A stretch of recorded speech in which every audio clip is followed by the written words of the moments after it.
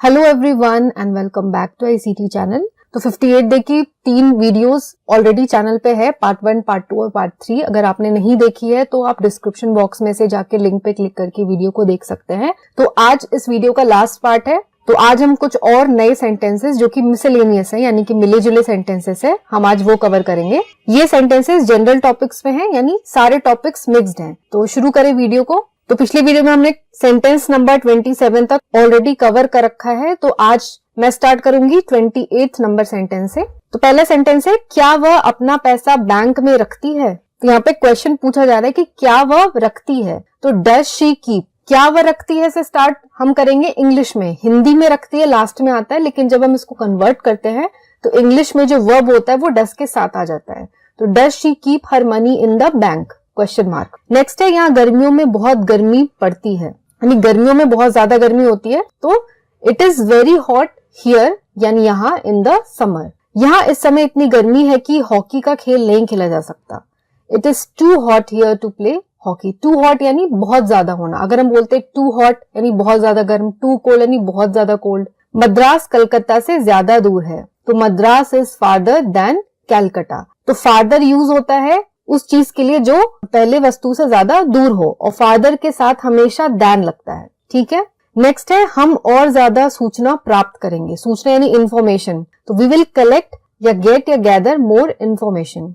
तुम घर मुझसे देरी से आए, यानी मैं पहले आ गया। तो you came home later than I. तो यू केम होम लेटर यानी तुम मेरे से बाद में आए। नेक्स्ट है, दिल्ली और मुंबई दोनों बड़े शहर हैं, दूसरा समुद्र के किनारे बसा है। तो Delhi and Mumbai both are big cities. ठीक है, full stop. The latter is situated by the sea. तो लैटर का मतलब होता है जो बाद में आया है, यानी कोई भी सेंटेंस में पहली वस्तु है फिर दूसरी वस्तु है, तो जो दूसरी वस्तु है उसके लिए हम हमेशा यूज करते हैं लैटर, और जो पहली वस्तु है उसके लिए हम यूज करते हैं सेंटेंस में फॉर्मर। तो फॉर्मर बोला गया है तो यानी पहली वस्तु का जिक्र हो रहा है, लैटर बोला गया है तो यानी जो बाद में जो वस्तु आई है उसका जिक्र हो रहा है। तो यहाँ पे लैटर मुंबई के लिए यूज हो रहा है क्योंकि दिल्ली एंड मुंबई में मुंबई लास्ट में आया है। अंडरस्टूड। नेक्स्ट है, इस पंसारी के बहुत से कस्टमर है। पंसारी यानी जो इसकी ग्रोसरी शॉप होती है उसको कहते हैं ग्रोसर। तो this grocer has good business. इस वकील के बहुत से क्लाइंट्स हैं। वकील यानी लॉयर। तो this lawyer has many clients. मेरी माँ ने मुझे अच्छी सलाह दी। मेरी माँ यानी माई मदर। तो द मदर भी लिख सकते हैं हम। The mother give me a good piece of advice. अच्छी सलाह देना यानी गुड पीस ऑफ एडवाइस देना। यह कीबोर्ड ठीक से काम नहीं कर रहा। कीबोर्ड यानी जो माउस और कीबोर्ड होता है कंप्यूटर का। तो this keyboard is not functioning well. Not functioning well यानी ठीक से काम नहीं कर रहा। रुखसाना के बाल लंबे हैं। Rukhsana has long hair. मेरे पास फल काफी नहीं है। I don't have enough fruit. Enough यानी ज्यादा नहीं है मेरे पास, जितना मुझे चाहिए उतने नहीं है। क्या तुम 2 दर्जन केले खरीदना चाहते हो। तो 2 दर्जन को इंग्लिश में बोलते हैं 2 डजन। तो do you want to buy 2 dozen bananas. इस फ्लॉपी में वायरस है। This floppy is virus infected. तो वायरस इन्फेक्टेड का मतलब क्या हो गया कि वायरस से ये फ्लॉपी इन्फेक्ट हो रखा है, इसमें पूरा वायरस डला हुआ है। यहाँ एक भेड़ है और वहां एक हिरन है। यहाँ के लिए यूज होता है हियर, जो वस्तु पास में है, और जो वस्तु दूर में है उसके लिए यूज होता है देयर। तो हियर इज अ शीप यानी यहाँ शीप है, और दूर हम दिखा के कह रहे हैं कि वहां एक डियर है, तो देयर इज अ डियर। गडेरिया के पास 20 भेड़े और 2 हिरन है। गडेरिया कौन होता है, जो भेड़ों को चराता है, उसको कहते हैं शेफर्ड। तो the shepherd has 20 sheep and 2 deer. उसका वेतन कम है। Her wages are low. Wages यानी वेतन, सैलरी या तनख्वाह। सुमन और रीता यहाँ आ रही हैं। Suman and Rita are coming here. आ रही हैं इसलिए कमिंग। आ गई हैं तो हम बोलते हैं दे हैव कम हियर। विद्यार्थी कम हो रहे हैं। The number of students is decreasing. Decreasing यानी घटना या कम होना। बढ़ने को क्या बोलते हैं, बढ़ने को बोलते हैं इंक्रीज होना। नेक्स्ट है, बहुत से स्टूडेंट्स आज आए नहीं हैं। Many students are absent today. आज नहीं आए हैं का मतलब क्या हो गया कि स्टूडेंट्स एब्सेंट है। अगर आते तो हम कहते हैं कि स्टूडेंट्स प्रेजेंट हैं, और नहीं आए हैं तो एब्सेंट है। कल हम रात को खाने में मछली या चिकन खाएंगे। तो हम कल खाएंगे तो यूज किसका करेंगे हम, वी विल का करेंगे। तो वी विल ईट फिश या we will eat chicken at dinner tomorrow. कल आने वाला, कल की बात हो रही है तो टुमारो। अगर बीता हुआ कल का बात हो रहा है तो यस्टरडे। ये फ्यूचर के लिए टुमारो और पास्ट के लिए यस्टरडे। मैंने इस किताब को 1.5 घंटे में पढ़ा है, यानी मुझे पूरे 1.5 घंटे लग गए इस किताब को पढ़ने में। This book took me 1 hour and a half. इस किताब ने मेरे 1 और आधा घंटा यानी 1.5 घंटे ले लिए. किस लिए ले लिए? पढ़ने के लिए. ऑब्वियस सी बात है. तो ये अंडरस्टूड है, इसलिए टू रीड की जरूरत नहीं है. या फिर हम ऐसे भी कह सकते हैं कि I read this book in 1.5 hour, यानी मैंने 1.5 घंटे में ये किताब पढ़ी. यहाँ पे रीड जो है इसका पास्ट टेंस यूज हुआ है क्योंकि मैंने किताब पढ़ ली है, तो रीड का पास्ट होता है रेड. जरा हाथ लगाना यानी कि मैं कुछ कर रहा हूं, थोड़ा मदद करना, तो लेंड मी अ हैंड. ये एक तरह से कहते हैं कि थोड़ा हाथ लगाना, मतलब शब्दों की मीनिंग में जाएंगे तो हाथ देना होता है, लेकिन अगर हम इसके अर्थ में जाएंगे तो इसका मतलब होता है हेल्प करना. वह हमेशा अपनी बात पर कायम रहेगा, यानी उसने जो बात कही वो हमेशा उस बात पे ही कायम रहेगा, वो उस बात से मुकरेगा नहीं. तो he will always honour his word. Honour का मतलब ही यहाँ पे हो गया कि अपनी बात पे कायम रहना, यानी जो बात उसने कही है उसको वो जरूर करेगा. तुम मेरी जासूसी कर रहे हो. तो जासूसी यानी स्पाइंग. स्पाई का मतलब होता है जासूस, और जासूसी हो गया जब हमने इसमें ING लगा दिया तो ये हो गया जासूसी. तो are you spying on me? तुमने तो कमाल कर दिया. यू हैव डन वंडर या यू हैव डन मार्वल्स. तो वंडर्स का मतलब भी होता है कमाल करना, और मार्वल्स का मतलब भी होता है कमाल करना. वह तो बिल्कुल छुई मुई है. छुई मुई है यानी कि टच मी नॉट है. टच मी नॉट नाम का एक पौधे के बारे में भी आपने सुना होगा. जैसे हम टच मी नॉट के पौधे को छूते हैं, उसके जो लीव्स हैं वो सिकुड़ जाते हैं. इसी संदर्भ में यहाँ पे कहा गया है कि वो बिल्कुल छुई मुई है. तो she is a touch me not. तुम मेरी बात क्यों नहीं सुनते?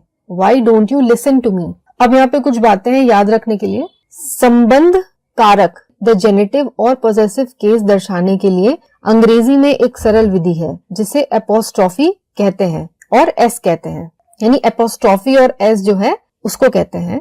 उदाहरण के लिए the boy destroyed the birds nest. ये संबंध दिखाता है, संबंध कारक है यानी पॉजिटिव केस है. तो बर्ड्स नेस्ट यानी बर्ड का नेस्ट, ये संबंध दिखाने के लिए होता है. ये जो का होता है हिंदी में या की होता है, जैसे शीतल की पुस्तक, राम का मकान, तो ये संबंध दिखाने के लिए हम इंग्लिश में यूज करते हैं एपोस्ट्रॉफ और एस वर्ड के आगे. लड़के ने पक्षी का घोंसला उजाड़ दिया. तो पक्षी का घोंसला, इसके लिए क्या यूज हुआ? एपोस्ट्रॉफी और एस. विशेष ध्यान देने की बात यह है कि यदि उस शब्द के बहुवचन के अंत में एस हो जिसका कारक बनता हो तो केवल एपोस्ट्रॉफ लगाते हैं. तो यहाँ पे हमने देखा कि बॉय है तो बॉय के आगे हमने एपोस्ट्रॉफ और एस लगा दिया. लेकिन अगर बॉयज लिखा होता तो हम क्या करते? इसको हम संबंध कारक कैसे बनाएंगे?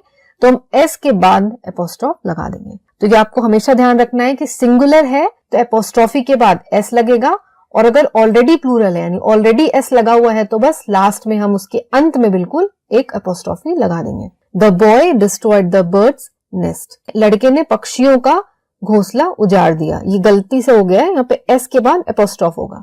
जो निर्जीव पदार्थों के नाम होते हैं उनके नाम के साथ एपोस्ट्रॉफी और एस नहीं बरते जाते. वह संबंध कारक दर्शाने के लिए प्रपोजिशन का प्रयोग करते हैं. तो अगर ये तो बात होगी लिविंग थिंग्स के बारे में, नहीं सजीव थिंग्स के बारे में. लेकिन अगर नॉन लिविंग थिंग है यानी जो निर्जीव थिंग है, उनके लिए हम क्या करेंगे? उनके लिए हम ये एपोस्ट्रॉफ और एस यूज नहीं करेंगे, बल्कि हम इसके लिए प्रपोजिशन यानी ऑफ, फॉर, ये सब यूज करते हैं. कैसे?